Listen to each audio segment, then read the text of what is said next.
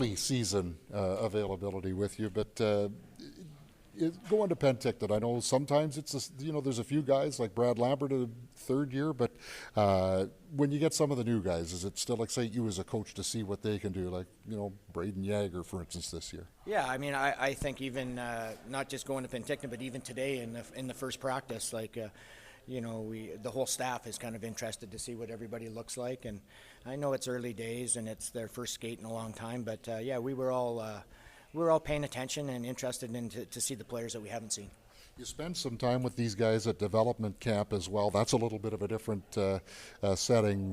Do they get to see Mark Morrison, the coach, a little more in something like this than they did back in early July? Yeah, for sure. I mean, that was more about them just meeting each other and learning the city and the staff and so on. This is a little bit more about them getting prepared to go to a tournament and win. So. We ran over some D-zone coverage, and so there's a little bit of thinking going on, and there's a lot of different things coming at these kids right now as far as staff goes and systems go, and they want to impress and they want to do well. So we're trying to slow them down a little bit and just make sure the execution is there because they're all so antsy to get going. How important is the winning? Well, I think it is. I mean, I think part of that is getting yourself ready for camp. Part of it's development process, and when you're trying to win, you're working hard and you're doing things fast, and that's what they want to get going here. Such as out there in the yellow, just to be clear, it's not a new injury, right? This is just continuing his rehabilitation from last year's injury? Correct. He hasn't had a chance to get in any contact over the summer, so it's just being very careful and very sure of him coming back at the right time. Does that mean he's likely not going to play this weekend? Yeah, that would mean he's not going to play this weekend. We're slowly trying to fit him back into contact practice. Mark, how close is Brad Lambert to making the jump to the Jets?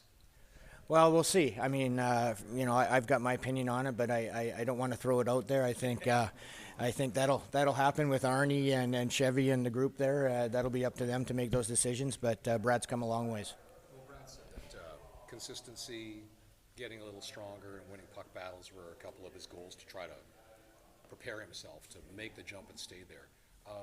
What are some of the specifics that you would like to see from him in that quest? Well, I think that his answer to you is probably correct. Like to win puck battles and get stronger and stuff like that. I think that was part of his exit interview, and I think he worked on that for the summer. His strength and winning puck battles.